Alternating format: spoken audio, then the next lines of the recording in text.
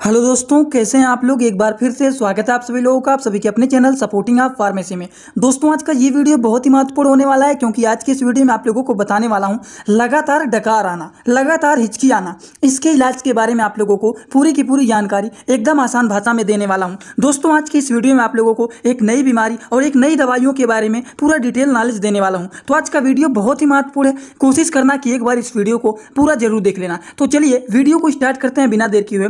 लेकिन स्टार्ट करने से पहले एक महत्वपूर्ण सूचना यह है कि सपोर्टिंग आप फार्मेसी के इस चैनल पर यह वीडियो बनाया जाता है केवल मेडिकल छात्रों के नॉलेज के लिए। कोई भी दवा अपने से ना इस्तेमाल करें बिना डॉक्टर के सलाह के। दोस्तों, यहाँ पर सबसे पहला मेन मुद्दा आता है कि जो लोगों को बार बार लगातार क्या आता है, डकार आता है, लगातार हिचकी आता है। तो ये क्यों आता है, इसका क्या कारण होता है, क्या आपने कभी सोचा है कि सीधा सीधा ट्रीटमेंट के बारे में, इलाज के बारे में जानना चाहते हैं आप लोग। उसको जानने से पहले आपको ये पता रहना चाहिए ये हमें बार बार डकार क्यों आ रहा है, हमें बार बार हिचकी क्यों आ रहा है। चलिए इसको जान लेते हैं। लगातार डकार आना, लगातार हिचकी आना, क्या इनका मेन कारण होता है। चलिए हम लोग पहले कारण को समझते हैं और फिर ट्रीटमेंट के बारे में बात करेंगे। दोस्तों, लगातार डकार आने के बहुत सारे कारण हो सकते हैं। जैसे कि कुछ लोगों को देखते होंगे जब भोजन दिया जाता है तो वो बहुत तेज़ी से एकदम स्पीड में उसको खाने लगते हैं। तो भोजन को आराम आराम से चबा चबा करके उसको खाना चाहिए। इसकी वजह से भी जो लोग बहुत तेज़ी से खाना खाते हैं तो इसकी वजह से भी उनको डकार आ सकता है। टॉकिंग व्हाइल ईटिंग, कुछ लोग ऐसे होते हैं जो कि खाना खाने के साथ साथ वो लोगों से बातें भी करते रह जाते हैं। तो इसकी वजह से भी उनको क्या आ सकता है, डकार आ सकता है। च्युइंगम, कुछ लोग ऐसे होते हैं जो कि हमेशा च्युइंगम चबाते रहते हैं। तो इस तरह के लोगों में भी देखा जा सकता है कि उनको लगातार डकार आना, लगातार हिचकी आना, ये सारे के सारे प्रॉब्लम देखे जा सकते हैं। ड्रिंकिंग थ्रू स्ट्रॉ, मतलब कुछ लोग ऐसे होते हैं जो कि कोई भी चीज़ पिएंगे तो उसमें पाइप डाल करके पीते हैं। इसकी वजह से भी उनको डकार आ सकता है। या फिर जो लोग स्मोकिंग करते हैं, एंजाइटी जिसको हुआ है, मेडिसिन जैसे कि जो लोग टाइप 2 डायबिटीज या फिर दर्द की दवा खाते हैं, तो इनमें से कोई भी दवा भी गैस्ट्रिक काट करके बार बार डकार आना, ये भी एक कारण बन सकता है। तो हमें अभी तक यहाँ पर इतना बात तो समझ में आ ही गया होगा कि लगातार डकार आना, हिचकी आना, इनका मेन कारण क्या होता है। अगर आप भी इनमें से कोई भी चीज़ करते हैं, जैसे कि भोजन को बहुत तेज़ी से खाते हैं, खाना खाते समय बातें करते हैं, हमेशा च्युइंगम चबाते रहते हैं, अगर कोई चीज़ पी रहे हैं तो उसमें पाइप डाल करके पी रहे हैं, स्मोकिंग करते हैं, तो अगर आप इनमें से कोई भी चीज़ कर रहे हैं तो इसको एकदम कम कर देना है, ना करना है।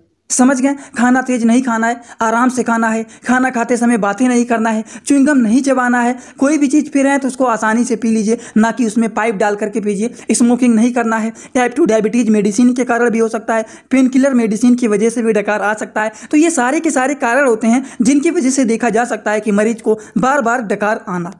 समझ गए। यहाँ पर यह बात आता है कि अगर किसी को बार बार डकार आता है तो उसके लिए कौन कौन से डायग्नोसिस एंड टेस्ट कराए जाते हैं। चलिए हम लोग थोड़ा सा इसको भी जान लेते हैं, जिसके माध्यम से आइडेंटिफाई हो सकता है कि मरीज को बार बार डकार क्यों आ रहा है, इनका मेन कारण क्या है। तो टेस्ट एंड डायग्नोसिस कौन कौन से कराए जाते हैं उसको जानते हैं। दोस्तों, अगर किसी को बार बार डकार आता है, बार बार हिचकी आता है, वो रुक नहीं रहा है, तो इसके लिए अल्ट्रासाउंड टेस्ट कराया जाता है। अल्ट्रासाउंड के माध्यम से भी आइडेंटिफाई किया जाता है कि पेशेंट को बार बार डकार क्यों आ रहा है। इसी के साथ साथ कुछ और भी डायग्नोसिस एंड टेस्ट होते हैं, जैसे कि एमआरआई टेस्ट के भी माध्यम से इसको आइडेंटिफाई किया जाता है कि मरीज को बार बार डकार क्यों आ रहा है, इसका मेन कारण क्या हो सकता है। एमआरआई टेस्ट के माध्यम से भी इसका आइडेंटिफिकेशन किया जाता है कि आखिर मरीज को इतने बार डकार क्यों आ रहा है, और वो भी एक बार दो बार नहीं आ रहा है, बार बार लगातार डकार आ रहा है। तो इसके लिए एमआरआई भी टेस्ट कराया जाता है। एमआरआई का नाम तो आप लोग सुने ही होंगे, तो ये टेस्ट भी कराया जाता है। कुछ और भी टेस्ट होते हैं। अगर किसी को बार बार डकार आता है तो ये भी एक टेस्ट होता है जो कि इसको माउथ में डाल करके इस तरीके से इसको टेस्ट किया जाता है, जिसका नाम होता है हाइड्रोजन एंड मीथेन टेस्ट। ये माउथ के रास्ते इस तरीके से डालते हैं और इसको टेस्ट किया जाता है, जिससे कंफर्म हो जाता है कि आखिरकार मरीज को बार बार डकार क्यों आ रहा है। इतना बात समझ में आ गया। इसके कुछ सेल्फ ट्रीटमेंट भी होते हैं। सेल्फ ट्रीटमेंट का मतलब कुछ एक्सरसाइज भी करना चाहिए, जिसके माध्यम से जो पेट में गैस बन रहा है, जिसकी वजह से बार बार डकार आ रहा है, बार बार हिचकी आ रहा है, तो उसको कैसे रोका जा सकता है। इसके लिए कुछ सेल्फ ट्रीटमेंट मतलब सेल्फ एक्सरसाइज होता है, जैसे कि ये वाला सुबह सुबह जो लोग करते हैं, तो इसके माध्यम से भी बार बार डकार आना, बार बार हिचकी आना ये रुक सकता है। कुछ इस तरीके से सीधा सीधा लेट करके और पैरों को मोड़ करके पेटों को इस तरीके से दबाया जाता है, जिससे क्या होता है, अगर पेट में कोई गैस बना हुआ है जिसकी वजह से डकार आ रहा है, हिचकी आ रहा है, तो वो बनना रुक जाता है। समझ गए। या फिर इस तरीके से उल्टा लेटा भी जाता है, थोड़ा सा रोटेट होकर के, और यहाँ पर भी एक तकिया रख लेना है और सिर के पास भी रख लेना है। समझ गए। उसके बाद थोड़ी देर तक, कम से कम 2 से 4 मिनट तक इस तरीके से लेटा जाता है, जिसकी वजह से डकार आना, हिचकी आना, इसके लिए भी ये यूजफुल एक्सरसाइज होता है। इसीलिए कहा जाता है कि अगर मान लीजिए किसी को कोई भी प्रॉब्लम है तो प्रॉब्लम आपको नहीं होगा, सुबह सुबह जरूर एक बार कुछ ना कुछ तो एक्सरसाइज कर ही लेना चाहिए। थोड़ा बहुत रनिंग कर लेना चाहिए, पार्क में जा करके थोड़ा बहुत ये वाला, नहीं तो इस तरीके से लेट करके, नहीं तो ऐसे। ये सारे व्यायाम होते हैं, एक्सरसाइज होते हैं जो कि करना चाहिए, जो कि हमारे बॉडी के लिए हेल्पफुल होता है। तो ये एक्सरसाइज के माध्यम से भी बार बार डकार आना, बार बार हिचकी आना, उसको रोका जा सकता है। दोस्तों इसी तरह से मैं आप सभी लोगों के लिए एक बुक बनाया हूँ, जिस बुक का नाम है A to Z medicine book. ये जो दोस्तों बुक है ये टोटल 600 पेज का है, जिसमें आप लोगों को टोटल 46 चैप्टर मिल जाएंगे और साथ ही साथ आप लोगों को फ्री में पूरे बुक का 46 वीडियो लेक्चर भी मिल जाएगा हर एक चैप्टर का, जिसकी आप लोगों को मिल जाएगा मात्र 499 रुपये। ये बुक आप लोगों को PDF के फॉर्मेट में व्हाट्सअप पर मिलेगा, जो कि आप कैसे लेंगे इसी वीडियो के कमेंट बॉक्स में जाएंगे, वहां पर एक लिंक मिल जाएगा। जब आप उस लिंक पर क्लिक करेंगे तो डायरेक्ट आप व्हाट्सअप पर पहुंचेंगे, उसी नंबर पर आपको पेमेंट करना है, वहीं पर आपको बुक और पूरे बुक का वीडियो लेक्चर भी मिल जाएगा। जो लोग लेना चाहते हैं ले सकते हैं, जो लोग प्रैक्टिस करने वाले छात्र हैं जरूर इस बुक को परचेज करें, जिसमें हजारों प्रकार की दवाइयों का नॉलेज आपको मिल जाएगा। समझ गए। अब आते हैं मेन ट्रीटमेंट के बारे में, मेडिसिन के बारे में, कि अगर किसी को बार बार हिचकी आ रहा है, बार बार डकार आ रहा है, तो उसके लिए कौन कौन से एलोपैथिक ट्रीटमेंट, कौन कौन से मेडिसिन दिए जाते हैं, चलिए उसके बारे में भी हम लोग बातें कर लेते हैं। तो चलिए दोस्तों बात करते हैं ट्रीटमेंट के बारे में। तो सबसे पहला जो मेडिसिन है वो है मेटोक्लोप्रामाइड टैबलेट। मेटोक्लोप्रामाइड टैबलेट जो है ये पेरी नाम के नाम से फेमस होता है। किस नाम से फेमस होता है? पेरी नार्म के नाम से। अब बहुत सारे लोग कहेंगे ये तो वोमिटिंग के लिए होता है, उल्टी के लिए होता है। तो हाँ, ये उल्टी के लिए भी होता है, लेकिन अगर किसी को बार बार डकार आ रहा है, बार बार हिचकी आ रहा है, तो उस केसेस में भी ये दिया जाता है। समझ गए। पेरी नार्म टैबलेट जो कि मेटोक्लोप्रामाइड हाइड्रोक्लोराइड टैबलेट होता है, जो कि एक प्रकार का ये इंडियन फार्माकोपिया का मेडिसिन होता है। अगर हम बात करें पेरी नार्म टैबलेट के डोज के बारे में, तो according to the patient condition दिन भर में 2 से 3 बार इसको दिया जाता है, वो भी खाना खाने के बाद। जैसे अगर दिन भर में 2 बार देना है तो एक बार एक टैबलेट सुबह खाना खाने के बाद, एक टैबलेट शाम को खाना खाने के बाद इसको लिया जाता है। लेकिन अगर मान लीजिए दिन भर में 3 बार मरीज को देना है तो एक बार सुबह खाना खाने के बाद, दोपहर में कुछ नाश्ता ले लेना है, उसके बाद इसको ले लेना है, और रात में सोने से पहले खाना खाने के बाद इसको एक टैबलेट ले लेना है। सुबह दोपहर शाम इस तरीके से भी इसको लिया जा सकता है। समझ गए। तो ये भी बातें हो गई मेटोक्लोप्रामाइड टैबलेट के बारे में। चलिए बात करते हैं इसी तरह से अगले मेडिसिन के बारे में। दोस्तों जो अगला मेडिसिन है वो है लीवोसल्पाइराइड टैबलेट। ये लीवोसल्पाइराइड टैबलेट देखिए, ये जो है ये आपका 25 mg का टैबलेट है। कितने mg का टैबलेट है? ये आपका 25 mg का टैबलेट है, जिसका नाम है लीवोसल्पाइराइड टैबलेट, जो कि इसका इस्तेमाल किया जाता है एक टैबलेट दिन भर में 2 से 3 बार, वो भी according to the patient condition. Patient की कंडीशन को देखते हुए दिन भर में 2 से 3 बार इस टैबलेट को दिया जाता है, वो भी खाना खाने के बाद। जैसे सुबह शाम लेना है तो एक टैबलेट सुबह और एक टैबलेट शाम को ले लेंगे। समझ गए। वो भी खाना खाने के बाद। लेकिन 3 टाइम लेना है तो सुबह दोपहर शाम 3 टाइम इसको लिया जाता है। समझ गए। तो ये बातें हो गई लीवोसल्पाइराइड टैबलेट के बारे में। ये भी बार बार डकार आ रहा है, बार बार हिचकी आ रहा है, तो उसको रोकने के लिए काफ़ी ज़्यादा यूजफुल एंड पॉपुलर ये मेडिसिन होता है लीवोसल्पाइराइड टैबलेट। और इसके पहले आप लोगों को मैंने कौन से टैबलेट के बारे में बताया? इसके पहले आप लोगों को पेरी नार्म टैबलेट के बारे में बताया हूँ। तो ये 2 बातें आप लोगों को पूरी तरह से समझ में आ गया होगा। तो चलिए बात करते हैं, कुछ और भी दवाइयाँ होती हैं जो कि हिचकी, बार बार डकार आना, उसको रोकने के लिए काफ़ी ज़्यादा यूजफुल एंड पॉपुलर मेडिसिन होते हैं। तो दोस्तों जो अगला मेडिसिन है वो है इटोपाइराइड टैबलेट। थोड़ा सा इसको जूम कर देता हूं तो आप लोगों को यहाँ पर दिख जाएगा। ये है इटोपाइराइड हाइड्रोक्लोराइड टैबलेट, जो कि ये गेंटोन के नाम से फेमस होता है, जो कि एबोट कंपनी के द्वारा ये टैबलेट आपका बनाया गया है।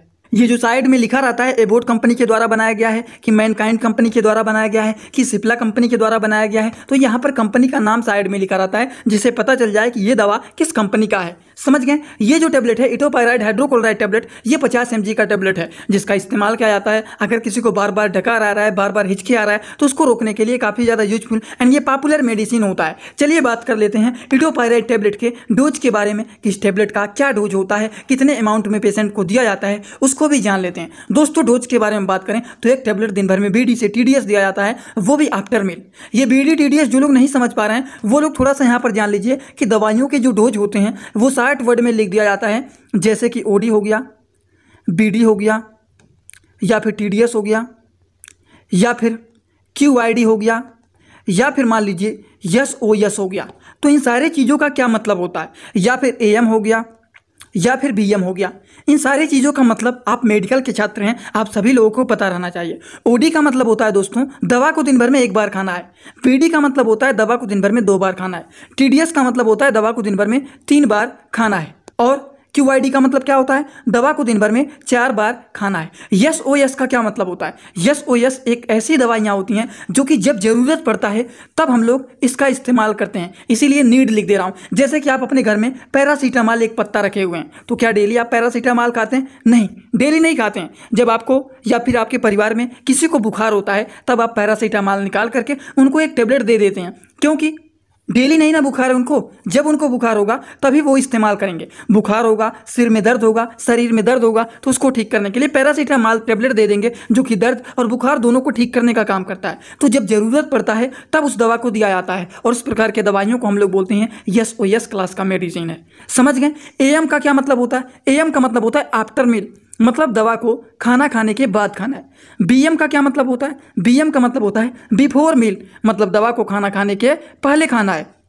तो ये बहुत ही छोटी छोटी बातें हैं जो कि आप लोगों को पता रहना चाहिए। कभी भी आप देखेंगे तो इस तरीके से अगर डोज में लिखा गया है, जैसे कि मैंने आप लोगों को यहाँ पर बताया है इटोपाइराइड टैबलेट के बारे में, तो यहाँ पर इसका डोज भी लिख दिया हूँ कि 1 टैबलेट बीडी से टीडीएस आप ले सकते हैं, वो भी 1 डे में, एक दिन में, आफ्टर मील, दिन भर में खाना खाने के बाद इसको एक टैबलेट 2 से 3 बार लिया जा सकता है according to the patient condition.